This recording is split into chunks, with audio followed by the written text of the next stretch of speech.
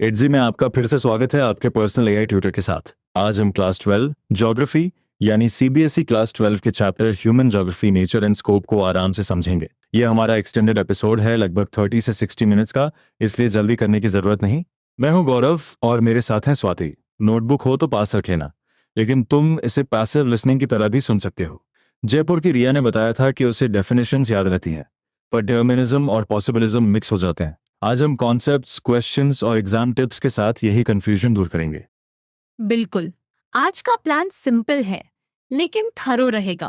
पहले ज्योग्राफी को integrative, empirical और प्रैक्टिकल डिसिप्लिन के रूप में समझेंगे।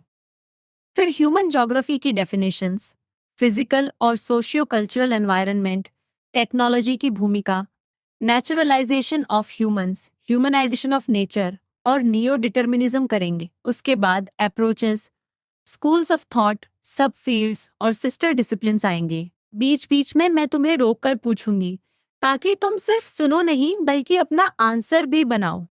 एक और बात, इस एपिसोड को एक सेटिंग में पूरा करना जरूरी नहीं। तुम सेक्शन वाइज सुन सकते हो और हर सेक्शन के बाद नोटबुक में 2 या 3 कीवर्ड्स लिख सकते हो। अगर किसी डेफिनेशन का एग्जैक्ट मीनिंग अनक्लियर लगे तो एचजी को उसी डाउट के साथ पूछना यूजफुल रहेगा, क्योंकि वहां स्टेप बाय स्टेप क्वेश्चनिंग से कॉन्सेप्ट खुद बिल्ड होता है। चलो सबसे पहले चैप्टर का सेंट्रल क्वेश्चन पकड़ते हैं।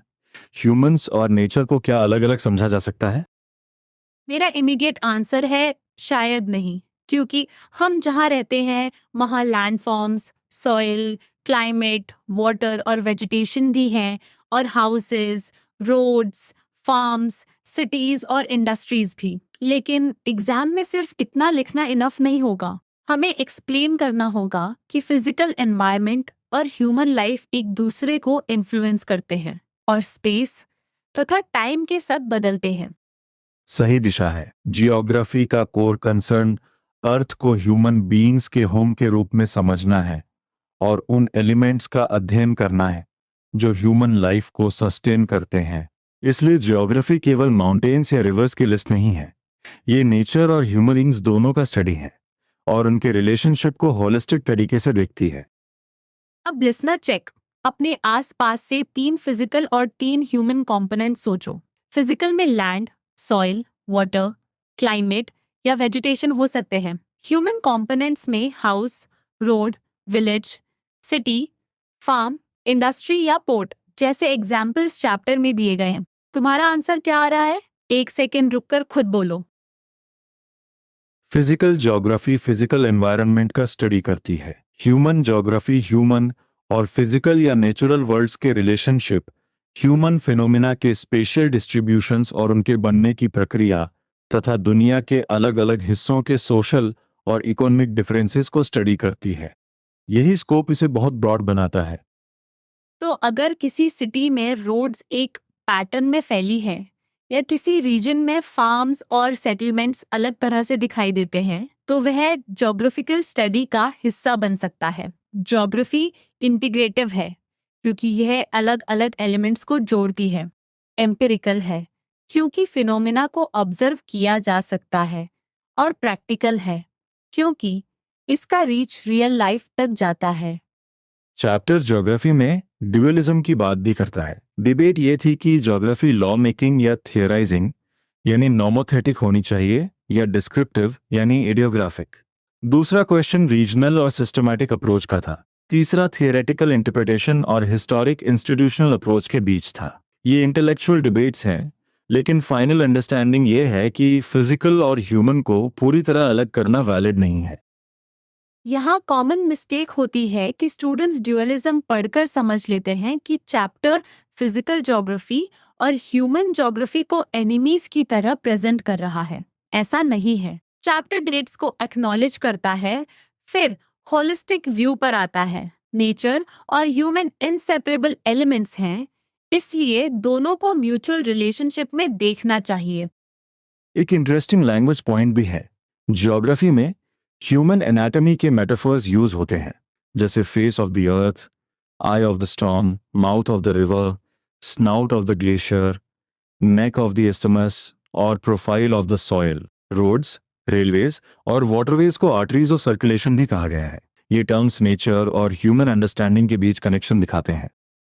Quick recall. ज्योग्राफी के 3 वर्णनात्मक शब्द कौन से थे? इंटीग्रेटिव, एम्पेरिकल और प्रैक्टिकल। और सेंट्रल कंसेप्ट, अर्थ को ह्यूमन बीइंग्स के होम के रूप में समझना। अगर तुमने ये 2 लाइंस पकड़ ली तो इंट्रोडक्शन और स्कोप वाले कई आंसर्स का फ्रेमवर्क तैयार हो जाता है।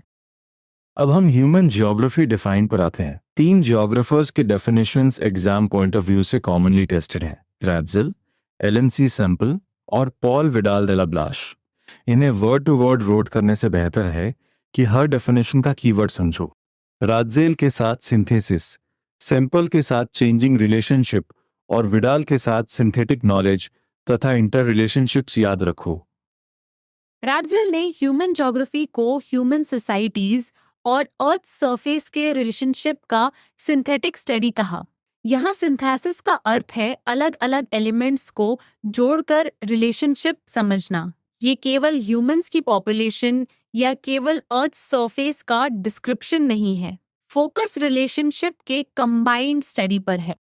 एग्जाम पॉइंट, राज्य लिखते समय सिंथेसिस कीवर्ड मिस मत करना। तुम्हारा शॉर्ट आंसर ऐसा हो सकता है कि राज्य के अनुसार ह्यूमन ज्योग्राफी ह्यूमन सोसाइटीज और अर्थ सरफेस के रिलेशनशिप का सिंथेटिक स्टडी है। फिर एक छोटी क्लैरिफिकेशन जोड़ो कि डेफिनेशन ह्यूमंस और अर्थ के इंटरकनेक्टेड रिलेशनशिप पर एम्फेसिस देती है। अब मेरी टर्न का क्विज। किस ज्योग्राफर की डेफिनेशन में चेंजिंग रिलेशनशिप और अनरेस्टिंग मैन तथा अनस्टेबल अर्थ का आइडिया आता है? नाम सोचो, तुरंत मत देखो। आंसर है एलन सी सैम्पल। उनकी डेफिनेशन रिलेशनशिप को स्टैटिक नहीं मानती। ह्यूमन बीइंग्स चेंजिंग है और अर्थ भी अनस्टेबल या चेंजिंग कंडीशंस वाला है, इसलिए की आइडिया डायनामिज्म है। अगर क्वेश्चन में सैम्पल की डेफिनेशन एक्सप्लेन करने को आए तो रिलेशनशिप की चेंजिंग नेचर और डायनामिज्म दोनों लिखना। और पॉल विडाल दे ला ब्लाचे, उनकी definition physical laws governing the earth और लिविंग बीइंग्स के रिलेशनशिप्स की सिंथेटिक नॉलेज की ओर संकेत करती है। यानी ह्यूमन ज्योग्राफी अर्थ और ह्यूमन बीइंग्स के इंटर रिलेशनशिप्स की एक नई कंसेप्शन देती है। यहाँ भी रिलेशनशिप को आइसोलेटेड नहीं, कनेक्टेड रूप में देखना है। तीनों डेफिनेशंस का कंपैरिजन ऐसे रखो, Ratzel synthesis of relationship, sample changing relationship और डायनामिज्म, विडाल दी ला ब्लाश फिजिकल लॉज और लिविंग बीइंग्स के रिलेशनशिप्स की सिंथेटिक अंडरस्टैंडिंग। एग्जैक्ट कोटेशन याद ना हो तो भी एट्रीब्यूशन और सेंट्रल आइडिया सही होना चाहिए। फैब्रिकेटेड कोटेशन लिखने की कोशिश मत करना। 1 सेकेंड पॉज करके सोचा। अब बिना देखे 3 नेम्स और उनके कीवर्ड्स बोलो। रैटजेल के लिए सिंथेसिस, सैम्पल के लिए डायनामिज्म और विडाल दे ला ब्लाच के लिए इंटर रिलेशनशिप्स। यही एक्टिव रिकॉल है। केवल पढ़ते रहने से बेहतर है कि दिमाग को आंसर रिट्रीव करने दो। अब तक हम फर्स्ट मेजर आइडिया कवर कर चुके हैं। ह्यूमन ज्योग्राफी रिलेशनशिप का स्टडी है। ये relationship earth surface, physical laws, living beings, human societies और चेंजिंग कंडीशंस के बीच है। इसलिए डेफिनेशन लिखते समय ह्यूमन ज्योग्राफी को सिर्फ ह्यूमन एक्टिविटीज की लिस्ट बताना इनकम्प्लीट होगा। रिलेशनशिप और सिंथेसिस दोनों जरूर दिखने चाहिए। अब नेचर ऑफ ह्यूमन ज्योग्राफी को प्रैक्टिकल तरीके से समझते हैं। फिजिकल एनवायरनमेंट में land forms, soils, climate, water, natural vegetation, flora और फौना आते हैं। ह्यूमन बीइंग्स इसी स्टेज पर सोशियो कल्चरल एनवायरनमेंट क्रिएट करते हैं। Houses, villages, cities, road rail networks, industries, farms और पोर्ट्स इसके एग्जाम्पल्स हैं। इंपॉर्टेंट नुआंस ये है कि ह्यूमंस फिजिकल एनवायरनमेंट के रिसोर्सेज का यूज करके मटेरियल कल्चर क्रिएट करते हैं और इस प्रोसेस में एनवायरनमेंट मॉडिफाई भी होता है, लेकिन इन्फ्लुएंस वन में नहीं है। मॉडिफाइड या unmodified physical environment human lifes को भी इम्पैक्ट करता है, इसलिए चैप्टर म्यूचुअल इंटरैक्शन पर एम्फेसिस करता है। मान लो किसी प्लेस पर वाटर अवेलेबल है, लैंड सूटेबल है और क्लाइमेट सपोर्टिव है। वहाँ ह्यूमन एक्टिविटीज एक पर्टिकुलर फॉर्म ले सकती हैं। फिर ह्यूमंस फार्म्स, सेटलमेंट्स या ट्रांसपोर्ट नेटवर्क्स बनाकर उस स्पेस को बदलते हैं। चैप्टर हमें किसी स्पेसिफिक प्लेस का नया फैक्ट इन्वेंट करने को नहीं कहता, वह रिलेशनशिप का पैटर्न समझने को कहता है। यहाँ आंसर राइटिंग में 2 कॉलम्स हेल्पफुल हैं। एक तरफ फिजिकल एनवायरनमेंट के एलिमेंट्स, दूसरी तरफ ह्यूमन क्रिएटेड एलिमेंट्स। लेकिन फाइनल सेंटेंस में लिखना कि दोनों के बीच म्यूचुअल इंटरैक्शन होता है। सिर्फ लिस्ट बना देना नेचर ऑफ ह्यूमन ज्योग्राफी की एक्सप्लेनेशन नहीं है। कनेक्शन एक्सप्लेन करना ही मेन मार्क्स वाला हिस्सा है। लिसनर चेक, अगर क्वेश्चन पूछे कि ह्यूमन ज्योग्राफी किस एनवायरनमेंट के इंटर रिलेशनशिप को स्टडी करती है, तो तुम्हारा आंसर क्या होगा? फिजिकल एनवायरनमेंट और सोशियो कल्चरल एनवायरनमेंट जो ह्यूमन एक्टिविटीज के थ्रू क्रिएट होता है। ये फ्रेज याद रखो, क्योंकि यही चैप्टर की नेचर का कोर है। टेक्नोलॉजी अब सेंट्रल ब्रिज बनकर आती है। ह्यूमंस फिजिकल एनवायरनमेंट के साथ टेक्नोलॉजी की मदद से इंटरेक्ट करते हैं। चैप्टर कहता है कि केवल यह इंपॉर्टेंट नहीं कि ह्यूमंस क्या प्रोड्यूस करते हैं, बल्कि यह भी इंपॉर्टेंट है कि वे किन टूल्स और टेक्निक्स की मदद से प्रोड्यूस करते हैं। टेक्नोलॉजी सोसाइटी के कल्चरल डेवलपमेंट का लेवल इंडिकेट करती है। टेक्नोलॉजी नेचुरल लॉज की अंडरस्टैंडिंग से डेवलप होती है। चैप्टर फ्रिक्शन और हीट की अंडरस्टैंडिंग को फायर से जोड़ता है। डीएनए और जेनेटिक्स की अंडरस्टैंडिंग को डिजीजेस पर कंट्रोल से, और एरोडायनेमिक्स के लॉज को फास्टर प्लेन्स से। इन एग्जाम्पल्स का पर्पस इन्वेंशंस की पूरी हिस्ट्री बताना नहीं, बल्कि नेचर के नॉलेज और टेक्नोलॉजी के लिंक को दिखाना है। Exam point. टेक्नोलॉजी एनवायरनमेंट की शैकल्स लूसन करती है, लेकिन इसका अर्थ एब्सोल्यूट फ्रीडम नहीं है। यह डिस्टिंक्शन आगे नियो डिटर्मिनिज्म में बहुत इंपॉर्टेंट होगा। टेक्नोलॉजी ह्यूमंस को अडाप्ट करने, क्रिएट करने और कंस्ट्रेंट्स ओवरकम करने की कैपेसिटी देती है, पर नेचर के लिमिट्स पूरी तरह डिसअपीयर नहीं होते।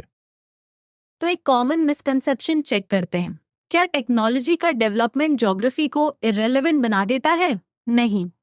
चैप्टर के एक्सरसाइज में यही स्टेटमेंट इनकरेक्ट है। टेक्नोलॉजी के कारण ह्यूमन और एनवायरनमेंट का रिलेशनशिप खत्म नहीं होता, बल्कि रिलेशनशिप और कॉम्प्लेक्स हो जाता है। जियोग्राफी आज भी रेलेवेंट है, क्योंकि स्पेशियल और एनवायरनमेंटल कनेक्शंस बने रहते हैं। अब हम नेचुरलाइजेशन ऑफ ह्यूमंस पर आते हैं। अर्ली स्टेजेस में टेक्नोलॉजी का लेवल लो था और ह्यूमन सोशल डेवलपमेंट भी प्रिमिटिव था। इसलिए ह्यूमंस नेचर के डिक्टेट से स्ट्रांगली इन्फ्लुएंस थे। वे नेचर के अनुसार अडाप्ट करते, उसकी पावर से डरते और उसे वर्शिप करते। इस इंटरेक्शन को एनवायरनमेंटल डिटर्मिनिज्म कहा गया। बेंडा की स्टोरी इस आइडिया को मेमोरेबल बनाती है। वह सेंट्रल इंडिया के अबुझमाड़ एरिया के वाइल्ड्स में रहता है। उसका विलेज 3 हट्स का है और उसकी ट्राइब शिफ्टिंग कल्टीवेशन करती है। फॉरेस्ट पैचेस क्लियर करने के लिए वे स्मॉल एरियाज बर्न करते हैं और ऐश को सॉइल फर्टाइल बनाने के लिए यूज करते हैं। बेंडा का डेली लाइफ फॉरेस्ट रिसोर्सेज से डायरेक्टली कनेक्टेड है। महुआ, पलाश और साल ट्रीज उसके सराउंडिंग्स का हिस्सा हैं। वह स्ट्रीम से वाटर लेता है, लीव्स और रूट्स खाता है और गजहरा तथा कुचला प्लांट्स कलेक्ट करने की कोशिश करता है। ये प्लांट्स ट्राइबल फेयर में बार्टर के लिए नीडेड हैं। स्टोरी में लोई लुगी फॉरेस्ट स्पिरिट के प्रति ग्रैटिट्यूड भी दिखता है। बेंडा नेचर को केवल रिसोर्स स्टोर नहीं मानता। नेचर पावरफुल, रिव्योर्ड और कंजर्व्ड एंटिटी है।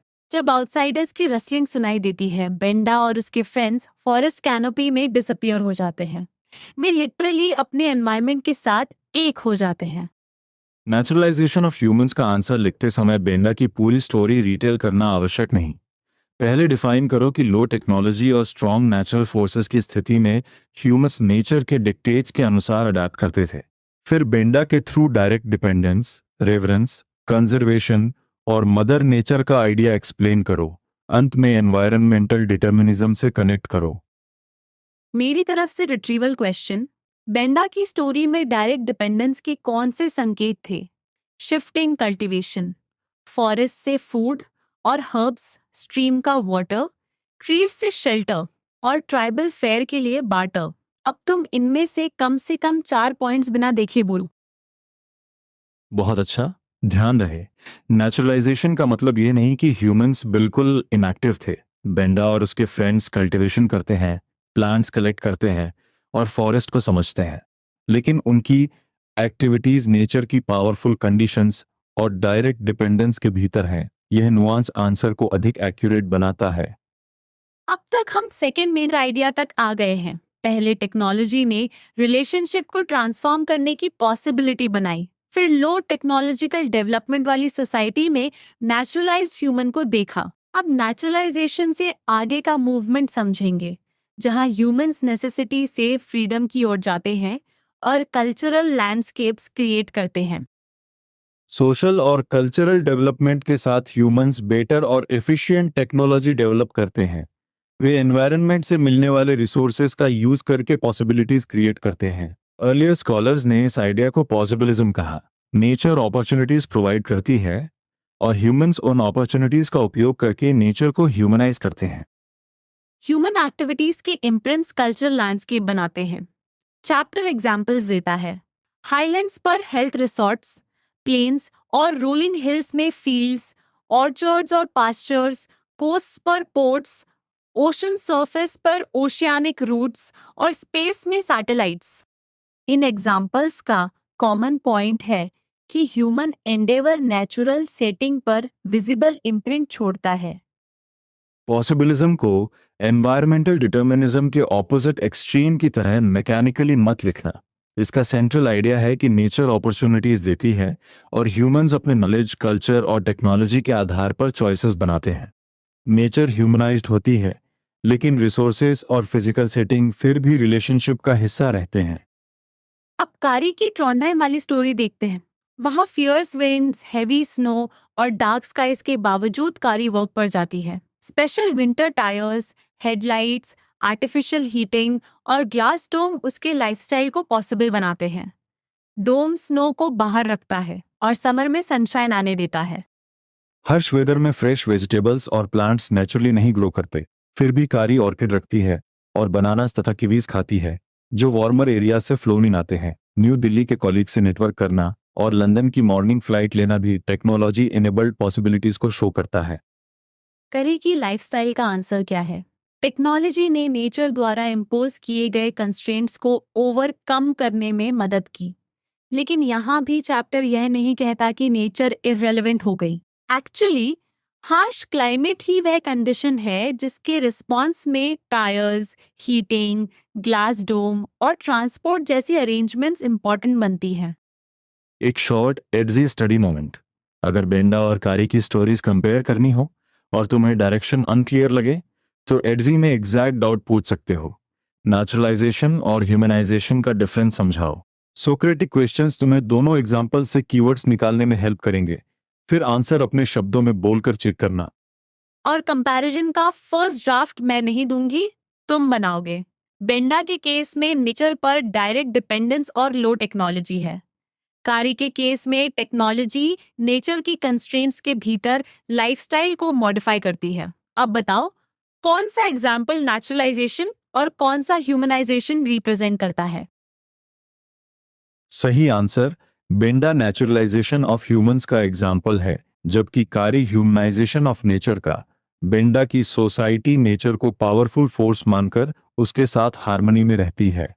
कैरी की सोसाइटी टेक्नोलॉजी के थ्रू हार्श एनवायरमेंटल कंडीशंस को मॉडिफाई करके पॉसिबिलिटीज बनाती है। यही कॉन्ट्रास्ट एग्जाम बहुत यूजफुल है। अब आता है चैप्टर का balanced concept, neo determinism. Griffith Taylor ने एनवायरमेंटल डिटर्मिनिज्म और पॉसिबिलिज्म के बीच मिडिल पाथ दिया। इसे स्टॉप एंड गो डिटर्मिनिज्म भी कहा गया। हिंदी में इसे माध्यम मार्ग समझ सकते हैं, लेकिन आंसर में इंग्लिश टर्म नियो डिटर्मिनिज्म या stop and go determinism clearly लिखना। ट्रैफिक लाइट्स इसका मेटाफर है। रेड लाइट का अर्थ स्टॉप, एम्बर का अर्थ गेट सेट और ग्रीन का अर्थ गो। इसी तरह ह्यूमन बीइंग्स नेचर को ओबे करते हुए उसे कॉन्कर कर सकते हैं। नेचर कुछ लिमिट्स में मॉडिफिकेशंस अलाउ करती है, लेकिन डेवलपमेंट का फ्री रन बिना कॉन्सिक्वेंसेस के नहीं हो सकता। मैं एक प्रोवोकेटिव क्वेश्चन पूछती हूँ। क्या नियो डिटर्मिनिज्म एनवायरमेंटल डिटर्मिनिज्म को पूरी तरह एक्सेप्ट करता है? नहीं। क्या यह पॉसिबिलिज्म की एब्सोल्यूट फ्रीडम को एक्सेप्ट करता है? ये भी नहीं। इसका पॉइंट है कि neither absolute necessity nor absolute freedom. Human choices nature की लिमिट्स और सिग्नल्स को ध्यान में रखकर होने चाहिए। यही एग्जाम रेडी एक्सप्लेनेशन है। नियो डिटर्मिनिज्म आइदर और डाइकोटमी को बैलेंस करने की कोशिश करता है। ह्यूमंस पॉसिबिलिटीज क्रिएट कर सकते हैं, पर ऐसे लिमिट्स के भीतर जो एनवायरनमेंट डैमेज ना करे। चैप्टर अनकंट्रोल्ड डेवलपमेंट के परिणामों के रूप में green house effect ozone layer depletion, global warming, receding glaciers और डिग्रेडिंग लैंड्स का उल्लेख करता है। कॉमन मिस्टेक, नियो डिटर्मिनिज्म को सिंपली एनवायरमेंट कंट्रोल्स ह्यूमंस लिख देना, वह एनवायरमेंटल डिटर्मिनिज्म होगा। दूसरी mistake, humans can do anything लिख देना, वह एब्सोल्यूट पॉसिबिलिज्म जैसा लगेगा। नियो डिटर्मिनिज्म में ओबीडियंस, लिमिट्स, बैलेंस और रिस्पॉन्सिबल मॉडिफिकेशन के कीवर्ड्स चाहिए। ये पॉइंट मिस मत करना। एक मिनी रिकैप। एनवायरमेंटल डिटर्मिनिज्म में नेचर का कंट्रोल स्ट्रांग है, पॉसिबिलिज्म में नेचर अपॉर्चुनिटीज देती है और ह्यूमंस टेक्नोलॉजी से चॉइसेस बनाते हैं। नियो डिटर्मिनिज्म में ह्यूमन डेवलपमेंट नेचर के सिग्नल्स और लिमिट्स को रिस्पेक्ट करके होता है। अगर तुम तीनों को रेड, ग्रीन और बैलेंस ट्रैफिक आइडिया से जोड़ते हो तो रिकॉल आसान रहेगा। अब हम चैप्टर के ब्रॉड स्टेजेस और थ्रस्ट की ओर बढ़ते हैं। अर्ली कॉलोनियल पीरियड में इंपीरियल और ट्रेड इंटरेस्ट ने न्यू एरियाज की डिस्कवरी और एक्सप्लोरेशन को प्रॉम्प्ट किया। ज्योग्राफर के अकाउंट में एनसाइक्लोपीडिक डिस्क्रिप्शन इंपॉर्टेंट था। अप्रोच था एक्सप्लोरेशन एंड डिस्क्रिप्शन। यह हिस्टोरिकल कॉन्टेक्स्ट है, इसलिए डेट्स और लेबल्स को केयरफुली पेयर करना। लेटर कॉलोनियल पीरियड में रीजन्स के सभी एस्पेक्ट्स का एलैबोरेट डिस्क्रिप्शन किया गया। आइडिया ये था कि सभी रीजन्स अर्थ के होल का पार्ट है, इसलिए पार्ट्स को टोटलिटी में समझने से होल को समझा जा सकता है। इस फेज का अप्रोच रीजनल एनालिसिस था। अर्ली कॉलोनियल को एक्सप्लोरेशन एंड डिस्क्रिप्शन से कंफ्यूज मत करना। अब सीक्वेंस सुनो और मन में रिपीट करो। 1930s through enter war period में एरियल डिफरेंशिएशन, लेट 1950 से लेट 1960s में स्पेशल ऑर्गेनाइजेशन, 1970s में ह्यूमैनिस्टिक, रैडिकल और बिहेवियरल स्कूल्स का इमर्जेंस, 1990s में पोस्ट मॉडर्निज्म इन ज्योग्राफी। तुम्हारा आंसर क्या आ रहा है? यह सीक्वेंस केवल डेट्स की लिस्ट नहीं है, यह डिसिप्लिन के चेंजिंग थ्रस्ट को दिखाता है। एक्सप्लोरेशन और रीजनल डिस्क्रिप्शन से स्पेशल ऑर्गेनाइजेशन तक, फिर ह्यूमन एक्सपीरियंस, इनइक्वालिटी और परसेप्शन जैसे कंसर्न्स तक ह्यूमन ज्योग्राफी का फोकस ब्रॉडन हुआ। बाद में यूनिवर्सल थियरीज और ग्रैंड जनरलाइजेशंस पर भी क्वेश्चंस उठे। क्वांटिटेटिव रेवोल्यूशन का मीनिंग भी क्लियर करें। कंप्यूटर्स और सोफिस्टिकेटेड स्टैटिस्टिकल टूल्स का यूज हुआ। लॉज ऑफ फिजिक्स अप्लाई करके ह्यूमन फिनोमिना को मैप और एनालाइज किया गया। मैं ऑब्जेक्टिव डिफरेंट ह्यूमन एक्टिविटीज के मैपेबल पैटर्न्स आइडेंटिफाई करना था। इसे किसी स्कूल का सिंपल सिनोनिम मत बनाना। यह एक फेज और मेथड का डिस्क्रिप्शन है। क्वांटिटिव रेवोल्यूशन से डिसकंटेंटमेंट भी हुआ क्योंकि जियोग्राफी का मैनर डिह्यूमनाइज्ड लगने लगा। 1970s में ह्यूमनिस्टिक, रेडिकल और बिहेवियरल स्कूल्स उभरे और ह्यूमन जियोग्राफी को सोशियो पॉलिटिकल रियलिटी से अधिक रेलेवेंट बनाने की कोशिश हुई। लोकल कॉन्टेक्स्ट को अपने राइट में समझने की इंपॉर्टेंस बढ़ी। अब स्कूल्स ऑफ थॉट को डिस्टिंग्विश करते हैं। वेलफेयर या ह्यूमैनिस्टिक स्कूल सोशल वेलबींग पर फोकस करती है, जैसे हाउसिंग, हेल्थ और education. Radical school Marxian theory के थ्रू पॉवर्टी, डेप्रिवेशन और सोशल इनइक्वालिटी के बेसिक कॉजेज एक्सप्लेन करती है और कंटेम्पररी प्रॉब्लम्स को कैपिटलिज्म के डेवलपमेंट से रिलेट करती है। बिहेवियरल स्कूल लिव्ड एक्सपीरियंस और स्पेस के परसेप्शन पर एम्फेसिस देती है। एथनिसिटी, रेस और रिलीजन जैसी सोशल कैटेगरीज के आधार पर लोग स्पेस को अलग तरह से परसीव कर सकते हैं।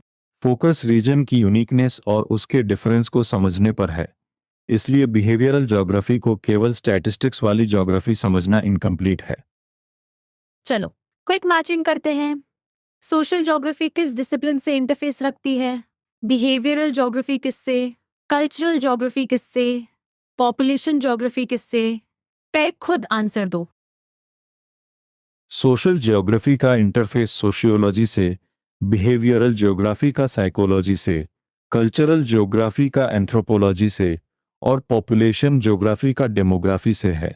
इसी तरह हिस्टोरिकल जियोग्राफी हिस्ट्री से, पॉलिटिकल जियोग्राफी पॉलिटिकल साइंस से, मेडिकल जियोग्राफी एपिडेमियोलॉजी से और urban geography urban studies and planning से कनेक्ट करती है। बाकी इंपॉर्टेंट पेयर्स भी सुन लो।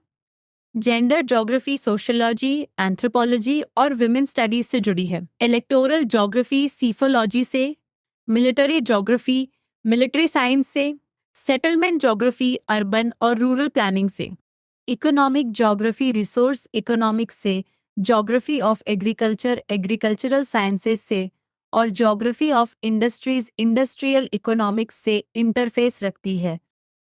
स्कोप वाले आंसर में हर सब फील्ड लिखना जरूरी नहीं।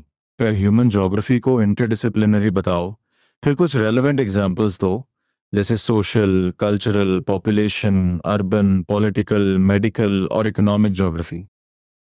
अंत में एक्सप्लेन करो कि ये सिस्टर डिसिप्लिन्स के साथ इंटरफेस बनाकर ह्यूमन एलिमेंट्स और उनके स्पेशियल पैटर्न्स को समझती हैं।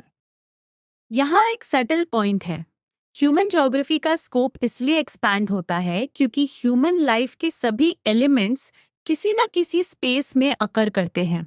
नॉलेज एक्सपैंड होने पर नए सब फील्ड्स इमर्ज होते हैं। इसलिए स्कोप को सिर्फ पॉपुलेशन और सेटलमेंट्स तक सीमित करना गलत होगा। Housing, health, education, leisure, gender, trade और टूरिज्म भी इसमें आ सकते हैं। अब हम फाइनल रिवीजन सेक्शन में एंटर कर रहे हैं। पहले चैप्टर एक्सरसाइज के एमसीक्यूज लेते हैं।